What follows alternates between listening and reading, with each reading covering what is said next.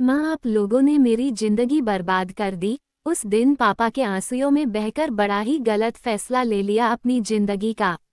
हरीश, किसी भी तरह से मेरे साथ नहीं जंचते, कैसी बेहुदी बात करती हो। तुम्हें समझ में आ रहा है तुम क्या बोल रही हो? अरे क्या कमी है हरीश में? माँ, पहली बात तो उनका रहन सहन देखा है आपने। मैं तुम्हें कैसे समझाऊं? मैं उनके साथ बिल्कुल भी कंफर्टेबल फील नहीं करती। तू मुझे ये तो बता कि उनमें कमी क्या है।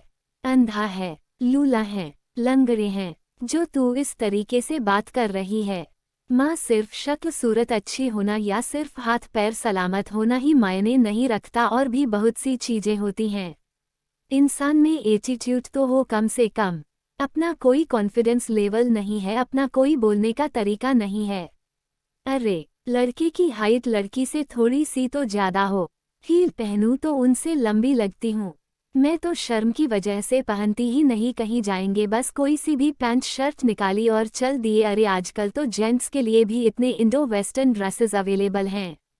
कौन सी दुनिया में रहते हैं? बिल्कुल भी रोमांटिक नहीं है, ना कभी कोई गिफ्ट ना कभी कोई सरप्राइज, बस रूखे सूखे हाथ पकड़ कर बैठ जाएंगे। शुचि, मैं तुमसे बहुत प्यार करता हूँ। शुचि, तुमने मेरी जिंदगी बदल दी है। उद्धरण चिन्ह। अरे ये फिल्मी डायलॉग नहीं सुनने भाई मुझे। कुछ प्रैक्टिकल तो करो, ना कभी कैंडल लाइट डिनर पर ले जाओ, ना कभी रोज ला कर दो, ना कभी कोई डायमंड की अंगूठी दो, ऊपर से hair style. Oh my god, ऐसा हेयर स्टाइल बाबा पापा के जमाने का कौन रखता है? अजीब से कपड़े सिलवाते हैं, रेडीमेड पहनने को बोलो तो बोलते हैं मुझे कंफर्टेबल नहीं लगता। कहाँ फंसा दिया मुझे सच में समझ में नहीं आ रहा। तुम ऐसी तो बिल्कुल नहीं थी। कैसी नहीं थी? माँ, शादी ऐसा तो नहीं है कि 50 बार हुई है मेरी की। मैंने शुरुआत में कुछ नहीं बोला और इस शादी में बोल रही हूँ। शादी तो एक ही बार होती है ना, उसमें भी आपने मुझे ऐसे बंदे से जोड़ दिया जो बिल्कुल भी मेरे स्टेटस का नहीं है। तू मेरे सिर्फ एक बात का जवाब दे, तुझे प्यार तो करते हैं ना? माँ, सिर्फ प्यार से जिंदगी नहीं चलती है, कुछ चीजों में खुशी चाहिए होती है, और वो खुशी तब मिलती है जब आपका पार्टनर आपके टक्कर का हो। तुमसे बहस करना बेकार है, शादी हो चुकी है। कोशिश करो सिर्फ अच्छाइयों को देखने की, इस बेकार की कंपैरिजन से बाहर निकलने की। तुम्हें सिर्फ ये दिक्कत है कि उनको मॉडल्स की तरह बैठना उठना नहीं आता, एटीट्यूड में रहना नहीं आता, वह मॉडर्न कपड़े नहीं पहनते। इन चीज़ों को लेकर तुम अपनी शादी से दुखी हो तो शायद तुम जानते ही नहीं, औरतें अपनी शादी में कुछ और चीज़ों से भी दुखी होती हैं। मेरी एक बात का जवाब और देना, हरीश ने तुम्हारे साथ जबरदस्ती की है। प्लीज़ मुझे ये लेक्चर मत देना कि देखा, शादी होने के बाद भी उसने तुम्हारी भावनाओं को समझा माय फुट। समझना ही पड़ता, जबरदस्ती तो मैं कुछ भी नहीं होने देती। आप मुझे अच्छे से जानती हो और वह भी जानते हैं इस बात को, इसलिए वह ऐसा कर भी नहीं सकते थे। तुम्हें शायद बहुत बड़ी गलतफहमी है शुचि। तुम उनकी अच्छाई को उनकी मजबूरी समझे बैठी हो, लेकिन जिस दिन वो इस मजबूरी से बाहर आ गए तो बहुत पछताओगी। याद रखना, ठीक है ना? अब कुछ भी बोल लो, शादी तो आप लोगों ने कर ही दी। अब कल लेने आ रहे हैं, चली जाऊंगी वापस उस नर्क में। अभी मैं जा रही हूँ मॉल शॉपिंग करने। शाम 5 बजे फ़ोन की घंटी बजी। हेलो जी जी, हाँ मैं शुचि की माँ बोल रही हूँ। क्या शुचि का एक्सीडेंट हो गया? ठीक है, सर्जरी चल रही है, डॉक्टर निकल कर आया। हरीश घबराते हुए डॉक्टर के पास पहुँचे। देखिए सर, उनके कूल्हों की हड्डी टूट गई है, हमें सर्जरी करके रॉड डालनी पड़ेगी। ठीक हो जाएंगी, चलने फिरने भी लगेगी, प्रॉपर फिजियोथेरेपी की जरूरत पड़ेगी, मेंटल सपोर्ट की जरूरत पड़ेगी।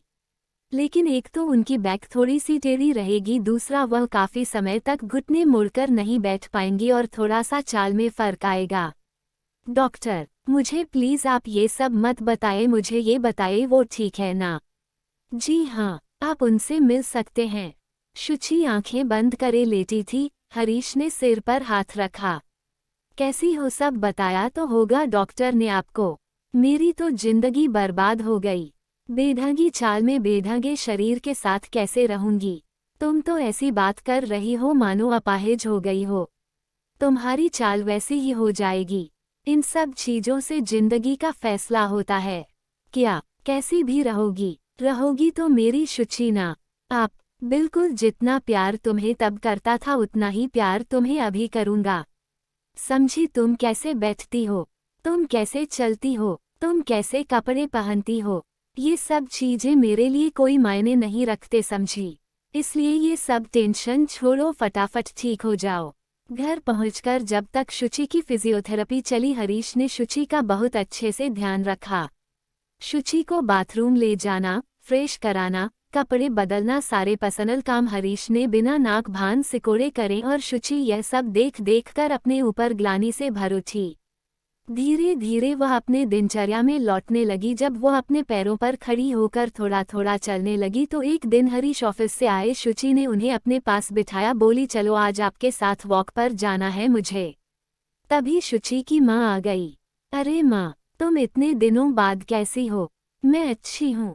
बेटा तुम कैसी हो? मैं ठीक हूँ। जिसके पास ऐसा पति हूँ उसे क्या दुख हो सकता है भला? शुचि की माँ मुस्कुराई नहीं, उसे चुप चुप देखती रही। हरीश माँ बेटी को छोड़कर नाश्ते का इंतजाम करने चला गया। क्या हुआ, अभी तक नाराज है मुझसे? नाराज नहीं, देख रही हूँ अपनी स्वार्थी बेटी को। जब तक तुम ठीक थी तो ये तुम्हारे लायक नहीं थे, अब तुम्हारी स्थिति ऐसी हो गई है तो इनसे से अच्छा पति नहीं है। नहीं माँ, ऐसी बात नहीं है। मैं सच में प्यार करने लगी हूँ इन्हें। इनको इतने करीब से जाना है मैंने कि अब इनकी हर चीज़ से मुझे प्यार हो गया है। देखती हूँ ये प्यार कितने दिन दिखता है।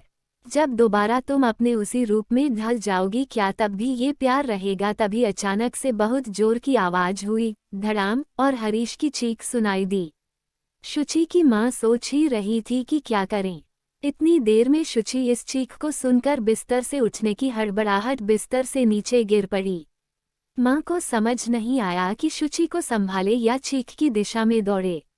उन्होंने देखा कि शुचि चीखती और रोती हुई घिसटकर बढ़ रही है, क्योंकि घुटने ना मुड़ पाने की वजह से वो उठ नहीं पा रही थी। तभी हरीश हाथ में झाड़ू लिए हुए आए। दोनों हैरानी से देखने लगी तो वो हंसता हुआ बोला, अरे यार, वह नाश्ते का डिब्बा उठाया तो उसके नीचे छिपकली थी, मेरे ऊपर गिर गई। दामाद जी छिपकली से डरते हो? अरे मम्मी जी, छिपकली क्या, मैं तो कॉकरोच से भी डरता हूँ। इनसे डरने का ठेका केवल औरतों ने थोड़ी ना लिया है। तुम नीचे कैसे गिर गई और रो क्यों रही हो? जैसे ही हरीश शुचि को उठाने के लिए आगे बढ़े, वो उसके गले से लगकर फफक कर रो पड़ी। अरे बाबू, हुआ क्या है, ये तो बताओ। दामाद जी, कुछ था जो पहले नहीं था लेकिन आखिरकार हो ही गया। हरीश हैरानी से बोले, क्या? शुचि ने शर्माते हुए जवाब दिया, प्यार। हेलो दोस्तों, हमारी आज की कहानी आपको कैसी लगी हमें कमेंट कर जरूर बताएं, और आपको कहानी पसंद आई हो तो लाइक करें, और ऐसी ही मजेदार वीडियो को देखने के लिए सब्सक्राइब करें, घंटी को बजाना न भूले। धन्यवाद। वंदे मातरम। आपका दिन शुभ हो। जय हिंद।